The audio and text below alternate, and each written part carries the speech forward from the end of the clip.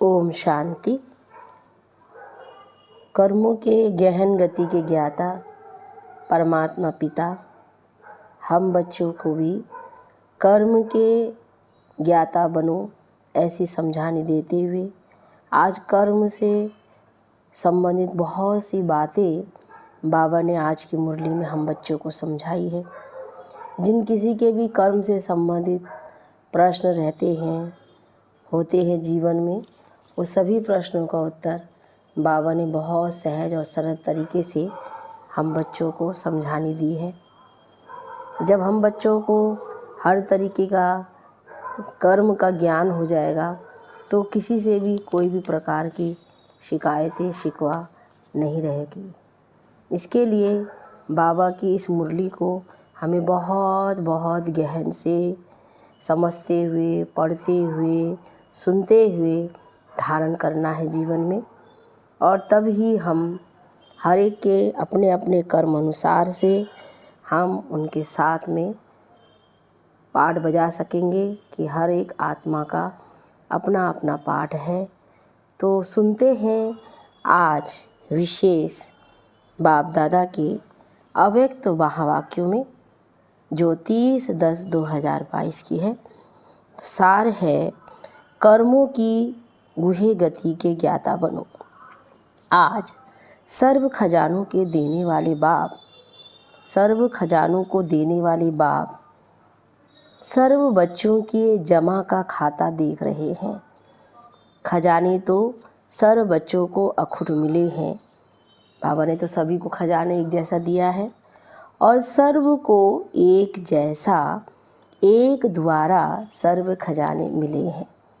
कहीं अलग अलग किसी से नहीं मिला, सभी को एक जैसा एक परमात्मा से ही मिला है।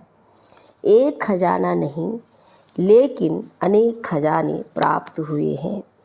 फिर भी जमा का खाता हर एक का अलग अलग है। कोई ने सर्व खजाने अच्छी रीति जमा किए हैं और कईयों ने यथाशक्ति जमा किया है, और जितना जमा किया है उतना ही चलन और चेहरे में वह रूहानी नशा दिखाई देता है। जमा करने का रूहानी फ़कुर अनुभव होता है।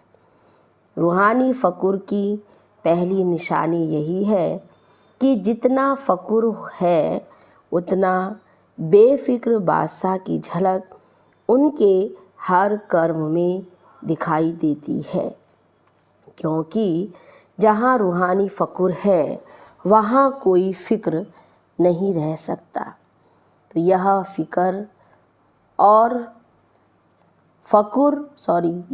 फ़कुर और फ़िक्र दोनों एक समय एक साथ नहीं रह सकती है। जैसे रोशनी और अंधकार साथ नहीं रह सकते हैं। बाबा कहते या तो फ़कुर रहेगा नशा या तो फ़िक्र रहेगी। बेफ़िक्र बादशाह की विशेषता वह सदा प्रश्न चित्त के बजाय प्रसन्न चित्त रहते हैं। हर कर्म में स्व के संबंध में व सर्व के संबंध में व प्रकृति के भी संबंध में किसी भी समय किसी भी बात में संकल्प मात्र भी क्वेश्चन मार्क नहीं होगा कि यह ऐसा क्यों व यह क्या हो रहा है। ऐसा भी होता है क्या? प्रसन्न चित्त आत्मा के संकल्प में हर कर्म को करते, देखते, सुनते, सोचते यही रहता है कि जो हो रहा है वह मेरे लिए अच्छा है और सदा अच्छा ही होना है।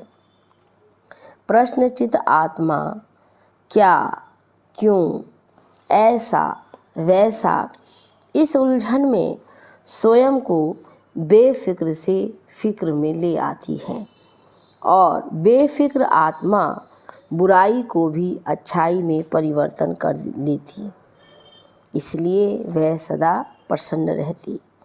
आजकल के साइंस के साधन से भी जो वेस्ट खराब माल होता है उसको परिवर्तन कर अच्छी चीज़ बना देते हैं।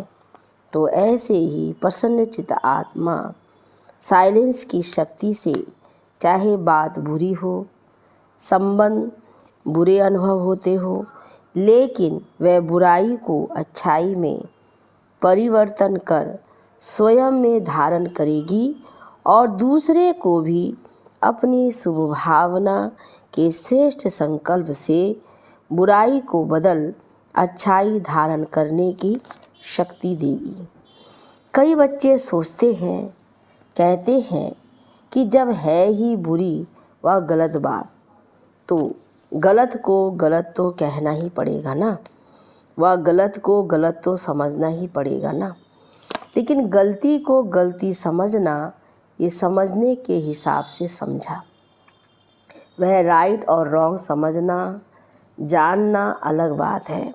लेकिन नॉलेजफुल रूप से जानने वाले समझने के बाद स्वयं में किसी भी आत्मा की बुराई को बुराई के रूप में अपनी बुद्धि में धारण नहीं करेंगे।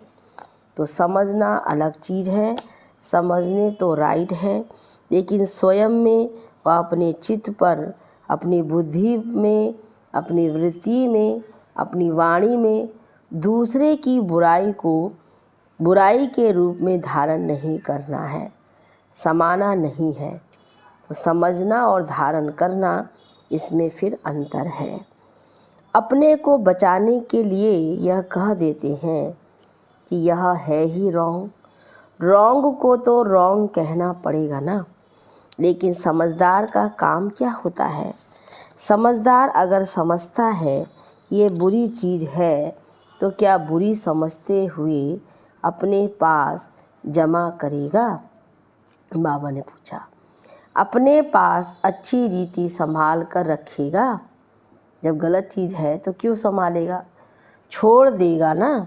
या जमा करना ही समझदारी है? यह समझदारी है।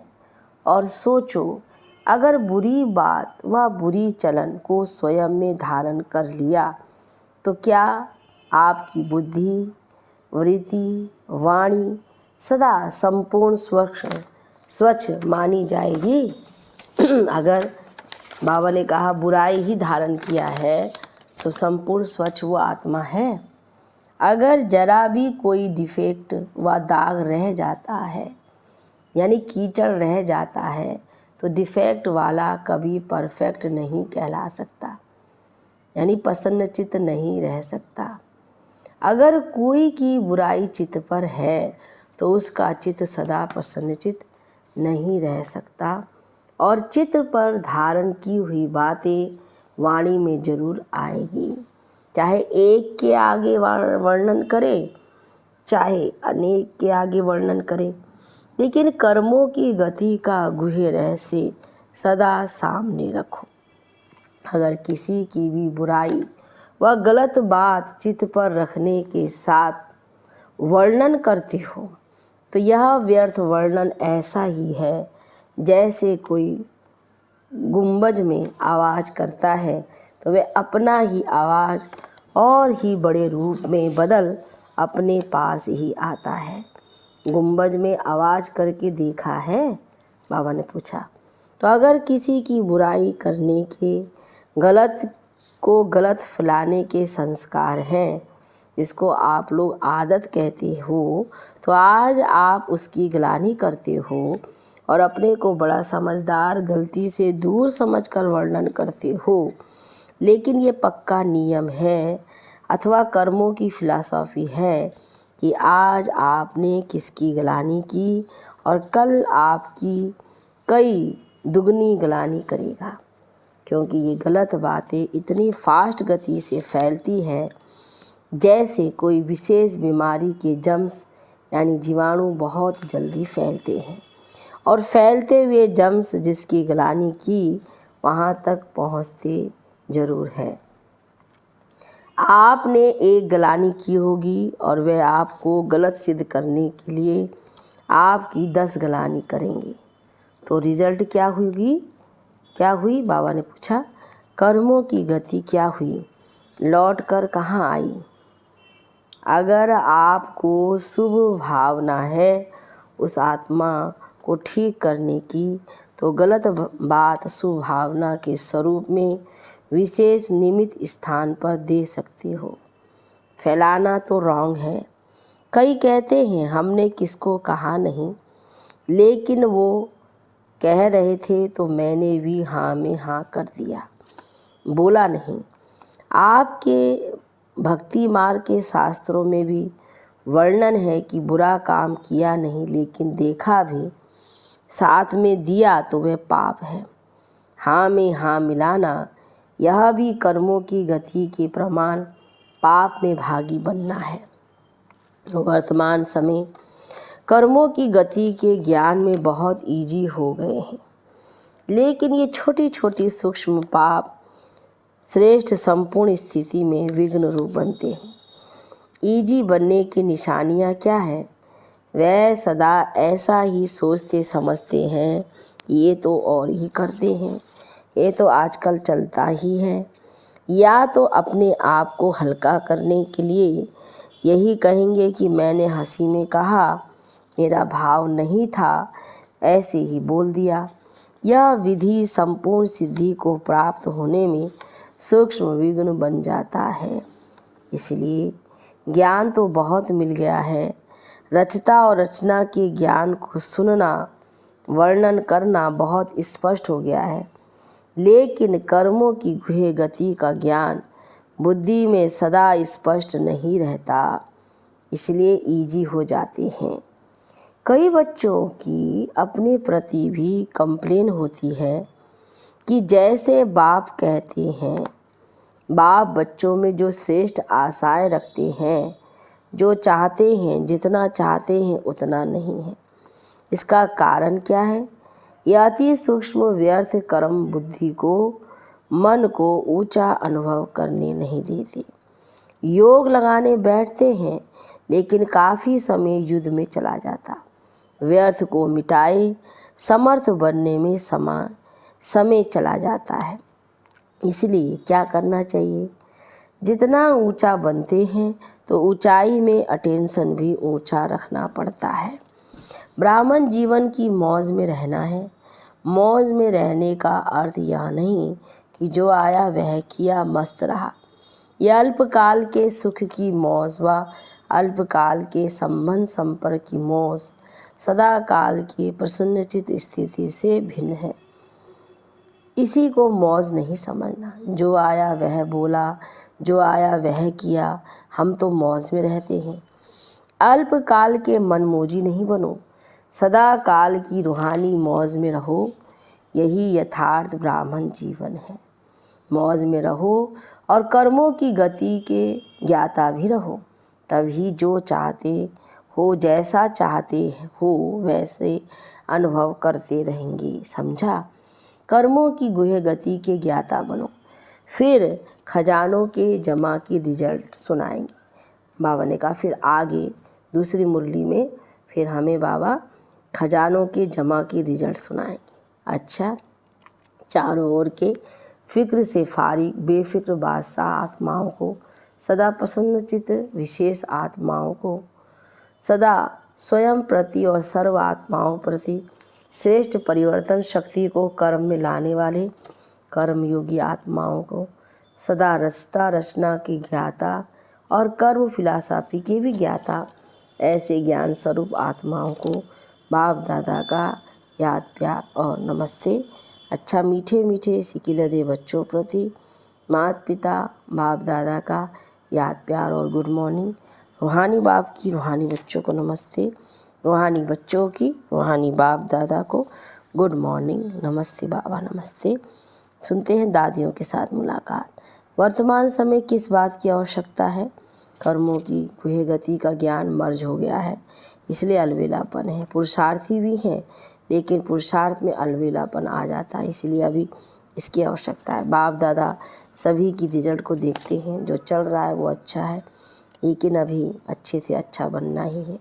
बिजी रहना पड़ता है ना, ज़्यादा समय बिजी किस में रहना पड़ता है, किस बात में ज़्यादा समय देना पड़ता है।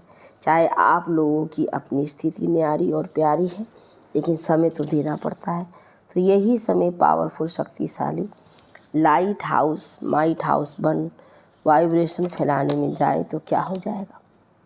संगठित रूप में यही वातावरण हो और कोई बात ही नहीं हो तो क्या वाइब्रेशन विश्व में या प्रकृति तक पहुँचेगा। अभी तो सभी लोग इंतज़ार कर रहे हैं कि कब हमारे रास्ता व मास्टर रास्ता संपन्न या संपूर्ण बन हम लोगों से अपनी स्वागत कराते। प्रकृति भी तो स्वागत करेगी ना। तो ये सफलता की माला से स्वागत करे वो दिन आना ही है। जब सफलता के बाजे बजेंगे तब प्रत्यक्षता के बाजे बजेंगे। बजने तो है ही ना। अच्छा, दादी चंद्रमणि जी सेवा पर जाने की छुट्टी ले रही हैं।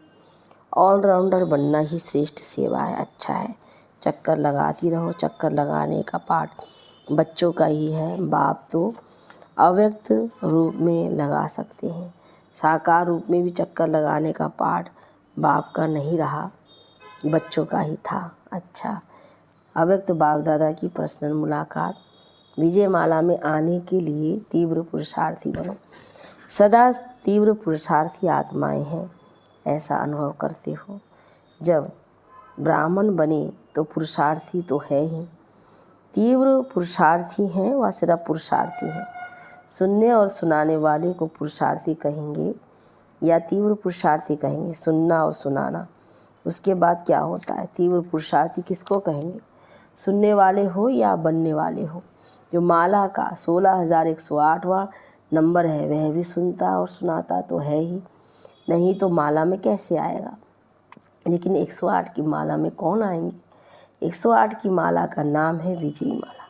16,000 वाली माला का नाम विजयी माला नहीं है। तो सुनना और सुनाना ये मेजॉरिटी करती हैं, लेकिन सुना और बना इसको कहा जाता है तीव्र पुरुषार्थी।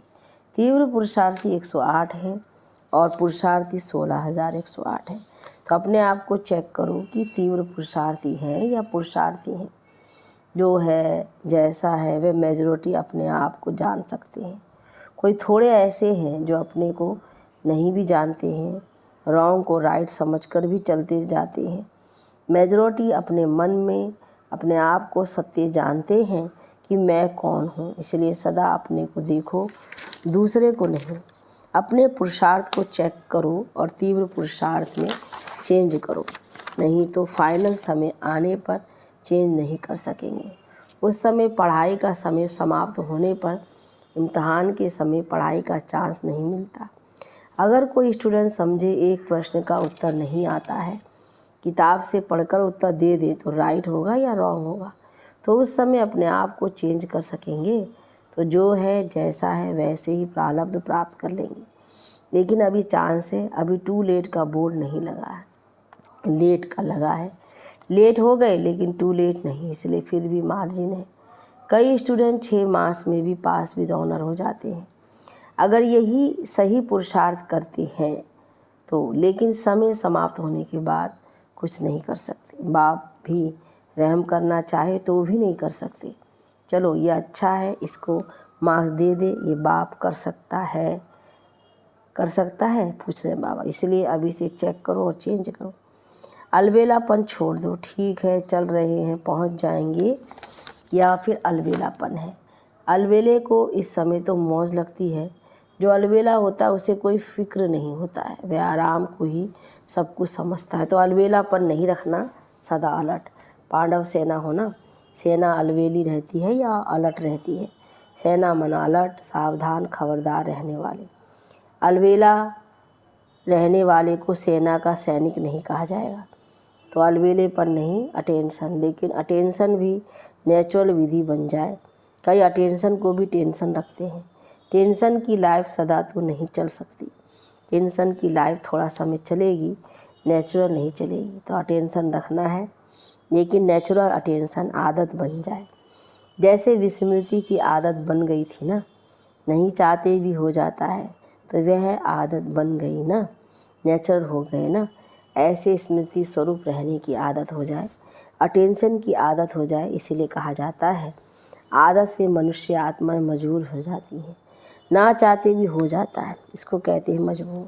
तो ऐसे तीव्र पुरुषार्थी बने हो। तीव्र पुरुषार्थी अर्थात विजयी, तभी माला में आ सकते हैं। बहुत काल का अभ्यास चाहिए। सदैव अलर्ट माना सदा एवर रेडी।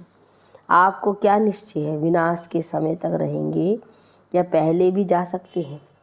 पहले भी जा सकते हैं ना, इसलिए एवर रेडी। विनाश आपका इंतज़ार करे, आप विनाश का इंतज़ार नहीं करो। वह रचना है, आप रचता हो। सदा एवर रेडी क्या समझा? अटेंशन रखना।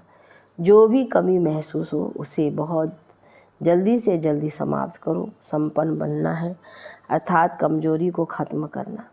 ऐसे नहीं यहाँ आए तो यहाँ के, वहाँ गए तो वहाँ के, सभी तीव्र पुरुषार्थी बनकर जाना। अच्छा, वरदान बाबा ने दिया, विश्व से अंधकार को मिटाकर रोशनी देने वाले मास्टर ज्ञान सूर्य भव। मास्टर ज्ञान सूर्य वह है जो विश्व से अंधकार को मिटाकर रोशनी देने वाले, वह स्वयं भी प्रकाश स्वरूप लाइट माइट रूप है और दूसरों को भी लाइट माइट देने वाले हैं। जहाँ सदा रोशनी होती है वहाँ अंधकार का सवाल ही नहीं, अंधकार हो ही नहीं सकता। जो विश्व को रोशनी देने वाले हैं वह स्वयं अंधकार में नहीं रह सकते।